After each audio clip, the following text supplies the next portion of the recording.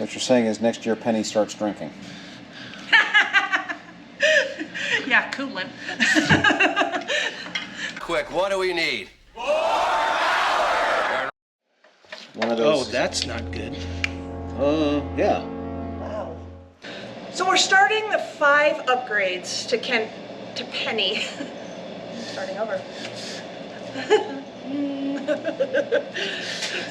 Penny upgrades. Take 2.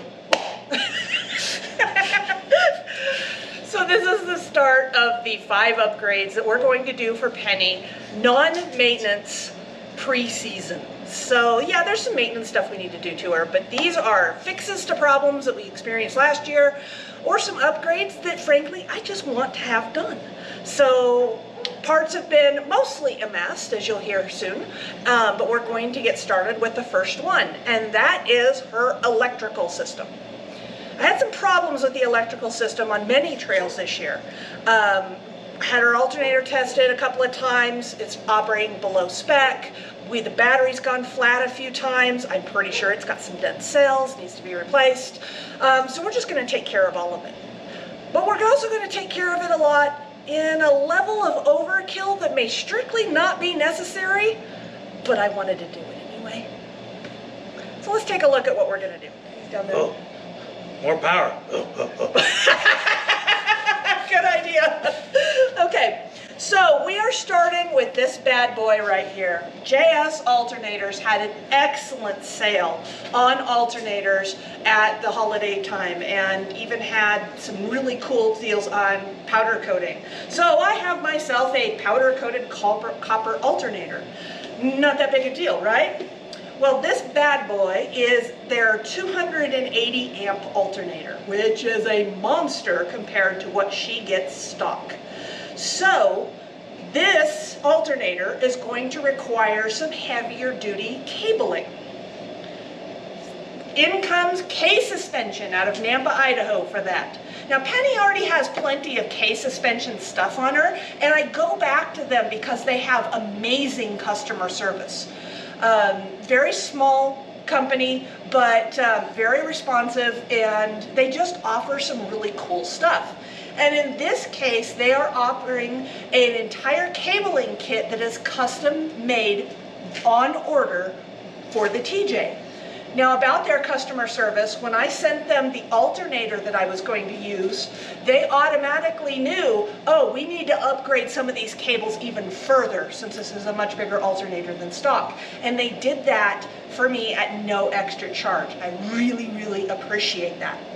They also included some of the extra parts I needed, and their installation is really clever. They have a card with lots of colored pips, and each cable has the colored pips that indicate where it's to go in the system. Point to them. The colored pip is right there, and on this side right there. And so it makes it not necessarily idiot-proof, but it does make it give us a very high likelihood that we're going to put the right cable in the right location. So thank you, K-Suspension, for just an excellent service and a really quality product here. Now back to the alternator. The alternator itself is a high performance one, and the pulley is smaller than what it was stock. So we have to resize the serpentine belt, which I'm going to replace as well. JS Alternators has a blog that covers how to resize this if you're unfamiliar with how to do it. This particular one, I believe, is for a Mazda, but it's only a ½ inch shorter than what I needed for my TJ. And K-Suspension then also recommended on Amazon which fuse to get. This is a 400 amp fuse. We'll be replacing that too. We're also going to be replacing the idler pulley, the tensioner, and the battery. The battery is still in her. We're going to be taking that in at lunch and getting that replaced, possibly on warranty. I think it's actually older than warranty though, but we're going to be getting a new battery for this too.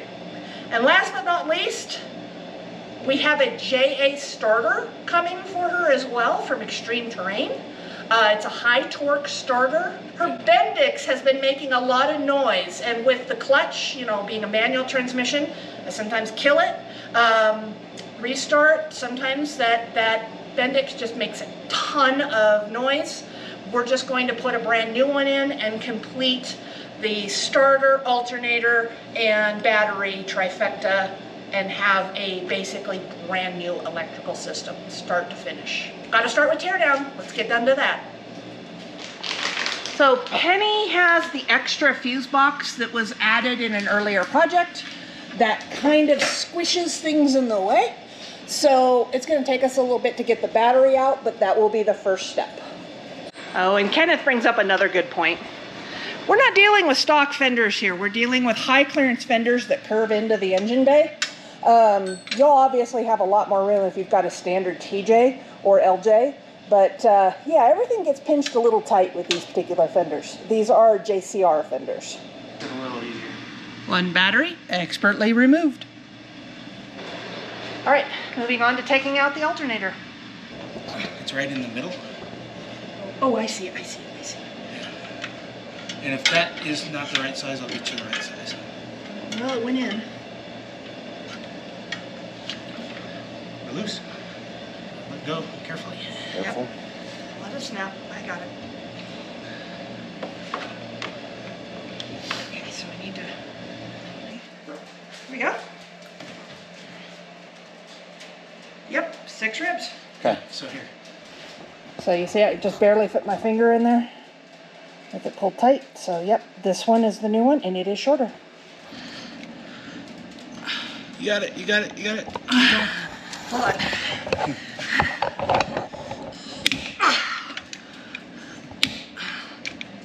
I got him this for Christmas. We both forgot about it. But this should be big help. She told me, and I forgot about it. It's nice. Oh my gosh. And there's a line. Reach the end of the threads. Yep, I think so too.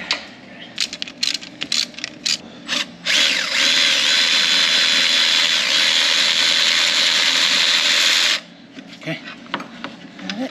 I got it. Okay, right here. Just for me, the shorter bolt is the top one, the longer bolt's the bottom one. Yeah, okay. Here you go. Oh, I see what they mean by the pulley is smaller on the other one. Let's check it out. There's the two side by side, and that's a great example of what they mean by the pulley is smaller on this one, hence needing the slightly smaller serpentine belt. Which will result in higher speed, higher RPM on the alternator continuously. Which Yep. is part of how they're achieving the higher output. Yep. So this one right here is what we're talking about? In the middle of the... Middle of the tensioner pulley, Oh, or okay, middle of the gotcha. idler pulley. Gotcha. 9/16, which is like 1/4 of a millimeter bigger than a 14 millimeter. And so, yeah, even on a, what year is this, 2004? They're still using SAE bolts on a couple of these. So, I don't know. So what you're saying is next year Penny starts drinking. Yeah, coolant. That's going to get me to phase 5, BLS swap. That's usually the conversation when your vehicle develops a drinking problem.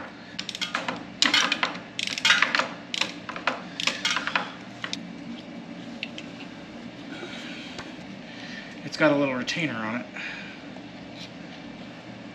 So yeah. We may need that later. Yeah, and then the old one. And, oh yeah, Oh! feel that. Just stick your finger in the middle and rotate it. You can feel the bushing. Oh my gosh. That's rough. So, Yeah, it is. So it's a good thing we're replacing that because the Woohoo! I did bushing something is right. not- Yeah. Okay. All right, tensioner. Yeah. So this might be an adventure in trying to get the stupid bolt because it's a slightly boogered head. 1 hour later. So we had to take the radiator fan and shroud out because this particular bolt is giving us fits. 1 humongous meal later. Hi. Hi.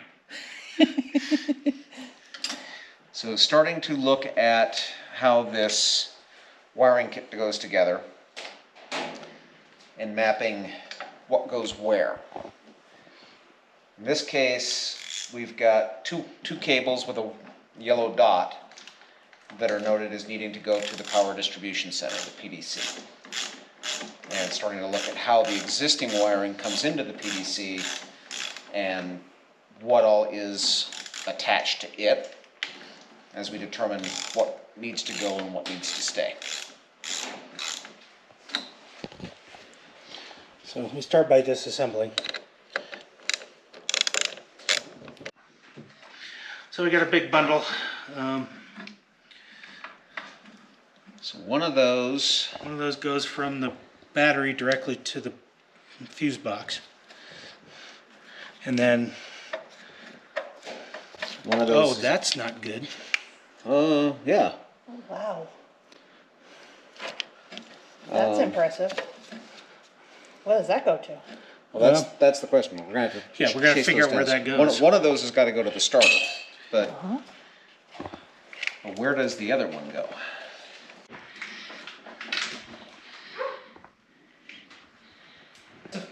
Okay, so the green is a fusible link rather than a fuse. Whoa. Right. But this is why you're not getting good charging. No kidding. Because somewhere along the way, we cranked up the fusible link.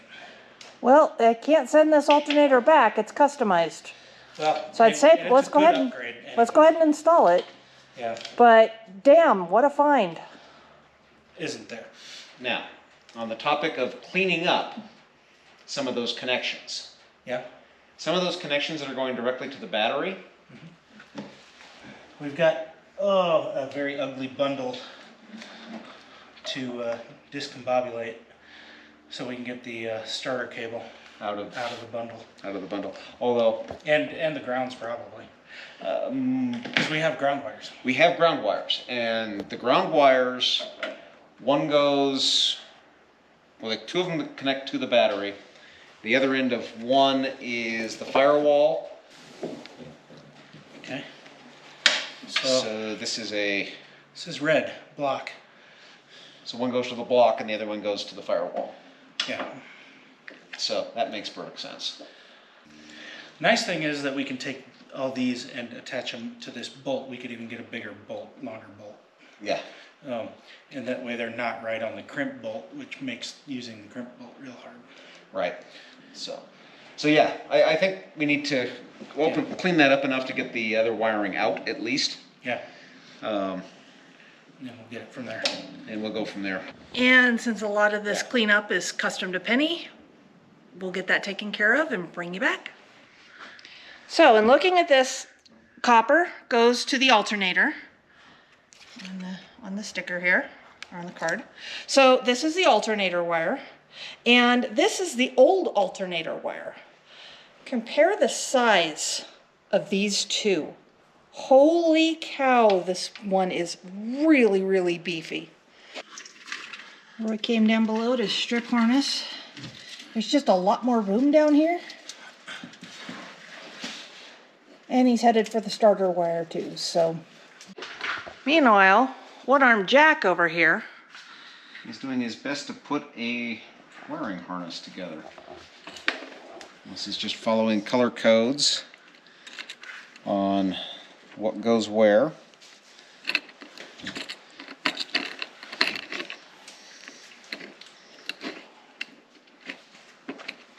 So the pink pips go to the fuse, which he's assembling now. Not bad for a one-armed guy. In week 2 of one-armedness. Never make jokes about one-armed paper hangers again. So, another comparison shot. This time, the 2 grounds. These 2 grounds are the OEM ones. These 2 are the ones from K-Suspension. It's basically, I pick them up. can't squeeze it enough to get it this You can see the difference in size.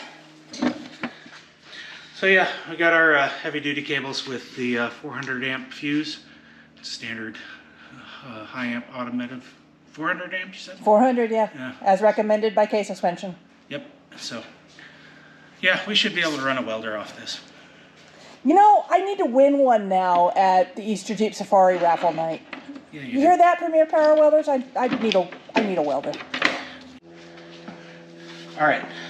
So one of the things people think, okay, yeah, we're putting in this heavy fuse, but we didn't have a fuse in the original system. What we have in the original system is what's called a fusible link, which is really just a thinner gauge wire, just a short section, so that the main cable carries the heavy current. This will get hot and melt if it's being if there's too much current being drawn through it. And this acts as a fuse. It's just a very slow burning fuse, and so it actually takes a while for this to melt and pop, whereas this might pop a little faster. But it's also a 400 amp fuse, and I guarantee this can't handle 400 amps. So we're still adding more capacity. But yeah, if you look in your in any typical automobile from all the manufacturers, they use fusible links between the alternator and the battery all the time. So is that chewed up end there a sign that it did pop at some point? Or is that damage? This looks like physical damage. It does not look like it's melted. It looks like it got twisted and crimped, and It looks like physical abrasion. it was probably the dummies who worked on it last time broke it. Oh yeah, time for reassembly. We had some issues with the belt tensioner bolt. It had been abused before, and we couldn't figure it out, and so we took the whole bracket out. And so, you know, because as long as everything is apart, might as well replace some pulleys. Now it's time to put this back in, and I've got to find the right socket. It's around here somewhere. We actually have some additional things that we hadn't intended to replace that we're going to be replacing here soon. I bet you can guess what they are. I know.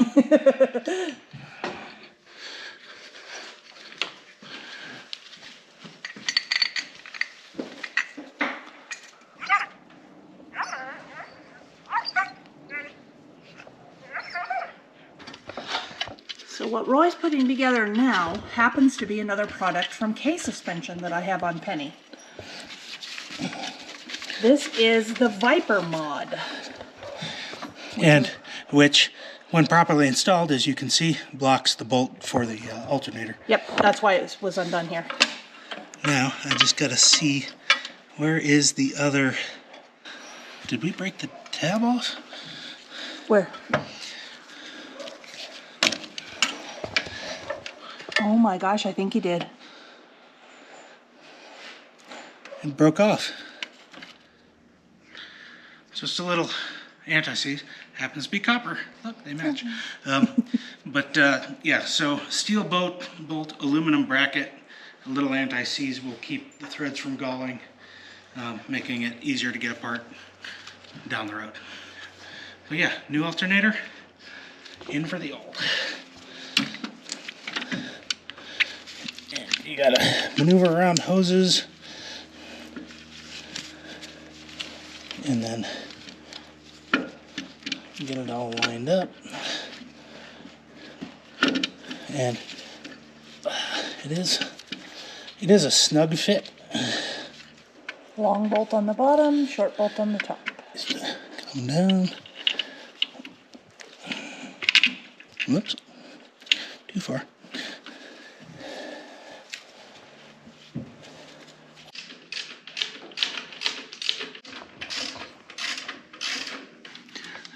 Plug goes back on.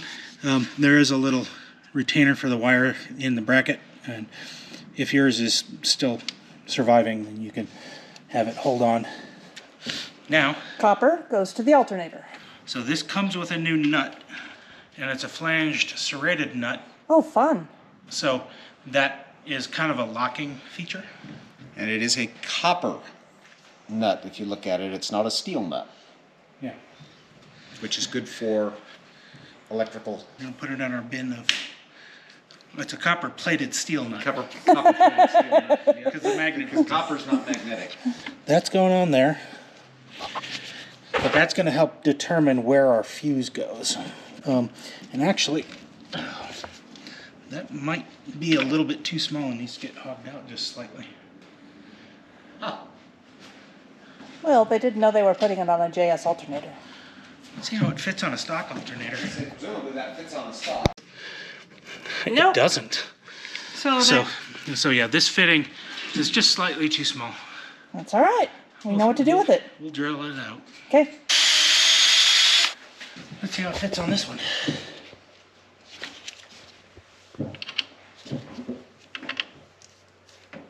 You're on. And there it is. Yep. Okay, so we have choices. We have choices because we have to figure out where we want this fuse to sit. And we're going to have to think about it. We're looking at routing here. We've got the battery or the alternator cable kind of coming right to the alternator. We've got our highline fenders that are kind of making choices for us. We're going to route our cable kind of right in here. We're going to have the fuse holder right there. The hood comes in just outside these screws. There is a little bit of an interference, but if we open the cover, we can get this on and off. And so, This and then we reaches the have- battery area quite nicely. yeah, that'll reach the battery. So, Okay, so time to mark and see where we want our screw holes. this comes with 2 holes punched out, and the middle one is filled in, right in there.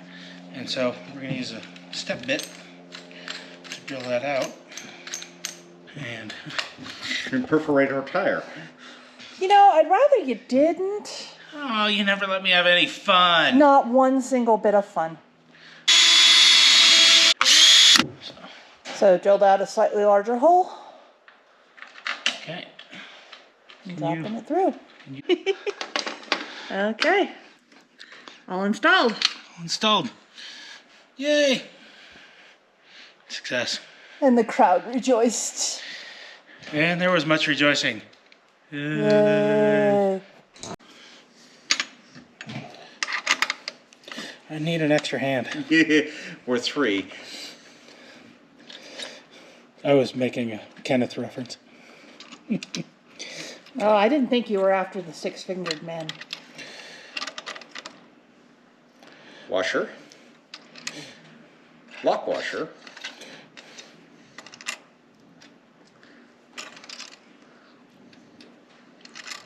Left nut, right nut.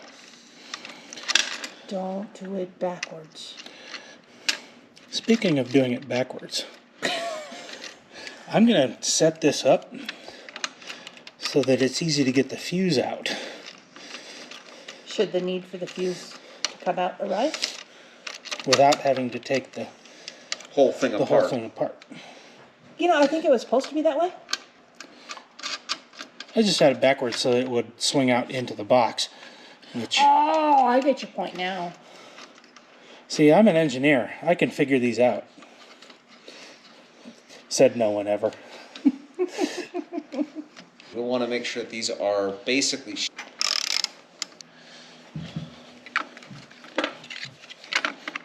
Not that it matters which direction it goes on, but this way you can read it. Dinner? No, not yet. No, it's not a terrible idea. But Now, there's more wiring. cabling. More cabling. So this caught me too. It looks like he's going through the handle of the Bayer, but he's not. There's no other side to the handle. Exactly. And yeah, we're going to want some wire loom because this is resting on other things, and if it moves, it's going to chafe, and that would be bad. Okay, so we need your biggest wire loom, So we need, yeah, wire loom. and we need a zip tie for right here.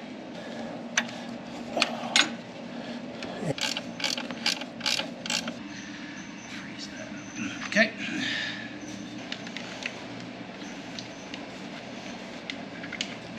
And there we are. One cable done. Alright, so this is the firewall ground. Not sure I've got it routed straight down. Goes into this hole right here on the firewall. Okay, I think this is doing the same thing that was happening to you back there. As I tightened, it twisted. Yes. You want it straight down? It would be better if you can put it straight down. Keep it straight down, yep. That's what I'm trying to do. Keep it in the direction it wants to go. Like that. And it's tight, tight. Feels tight to me? That's the ground up to the block. Okay. I need to get in here now.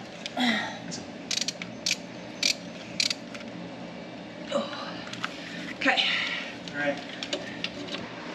Roy is underneath, running loom on the grounds. Am I all the way up? Yep. Okay. I can't push it up any higher. Okay. And so we made a modification to the harness. We put in a longer bolt because we're going to attach several things to this, like a winch. Oh, not that particular winch. Oh, that's the red. This is the black. Don't mind me. The DC motors, that should just run backwards, right? Well, except for the fact that power goes to the control box and we would short something out, and that's not big enough. So we'll have to drill that out and maybe crimp a new end on it. So it's sounding like we're going to need to open several of these things up.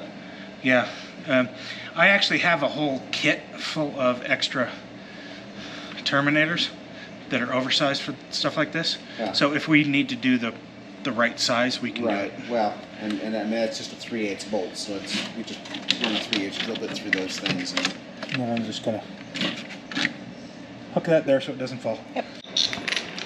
And now assembling the hot side. And if we do it this way, we don't have everything loaded all over on one side. So probably do that for the other. And we've got some other stuff. And we might not actually need to do much because, oh, we need the that cable. but you could put that one on the other side if you wanted it to be. Yeah. Yeah, blue is battery. Yep. And I'm not as dumb as I look. I'm betting, yeah, that one's probably not going to fit either because Right. it's so. That's the hot for the For the winch. Bus bar and I think they call it the So- power distribution unit. fuse box. Yeah, I would call it that personally. Yeah, and this is all one. It's all joined together. That won't sit that way. Does that? That doesn't want to sit that way. Yeah, Okay. there should be two of them. Yes. It'll let the one-armed man wait while he does two things. You want me to do two things? Just trying to get the cables to fall naturally. Well, they're heavy gauge cables, so they're not going to fall naturally, no matter what I do. But I want them to sit nicely, and so I'm bending them. So we're still probably going to have to modify. Yeah, Yeah. take the end of cut the end of that out so that those can exit. But That fits a lot better. And then he can sneak up there. And Little dude. little dude in between the big dudes. Okay. Fit. Might be interesting. Okay. So where's need my tool?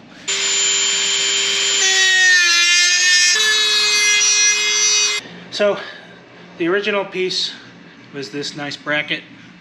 It kind of slid in here on these two posts, and then the lid closed on it. What we've done is replaced it. Okay, these two wires are going to the battery directly before they're going now to the terminal here. This replaces this wire with the bracket to the battery. Problem we had was trying to fit these in. This fits in real easy. This we had to make a little room. We did chop down the size a little bit to widen the hole, just to let those two guys fit. And then we figured out that this crimp connector was keeping the whole thing from closing.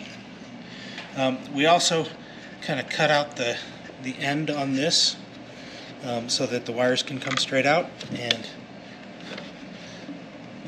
we're in. We fit. So one of the other changes we're making, and I think we talked about this before, we decided that the alternator wire, what they want us to do is to wire it to this fuse box, and we decided that we're going to run this alternator wire into here with this one and take the alternator directly to the battery. So we're going to put the battery terminal on. Yeah. This will probably get moved around to fit anyway. But yeah, so this is then gonna sit on the battery, and then the winch line, once we get a bigger terminal on it or whatever, and the starter cable, which we have here, will all attach to this battery post using this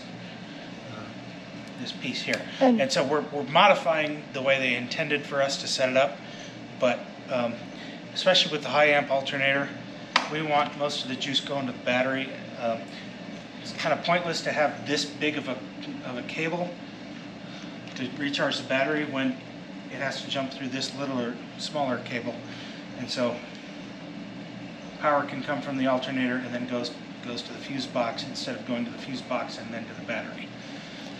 Also means that when we're running like the other high draw accessories, like the winch, power will come from the alternator to the battery terminal directly to the winch, rather than coming to the fuse box, having to go back down so you can do that smaller cable to the battery and over.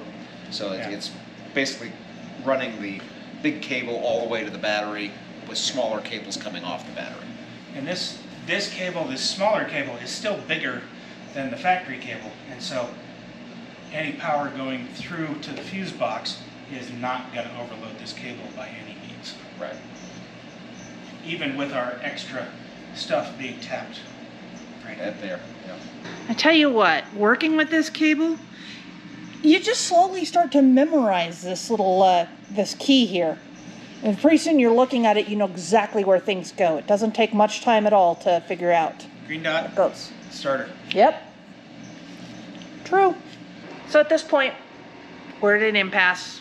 We need to re-ring some of our custom connectors. Our starter isn't here yet. Our idler, pulley, and tensioner aren't here yet. We're just going to put this on ice. Oh, and there's also a specialty bolt we have to get. The tensioner bolt has definitely seen some abuse in the past. So we're going to replace it. Anyway, that's what we have for today, and we'll try to come back at this later this week. This is the kind of guy Roy is. He went under the rig to retrieve a light, came out with the old starter. The new one isn't here yet, but the old one's at least out, ready for the new one to go back in.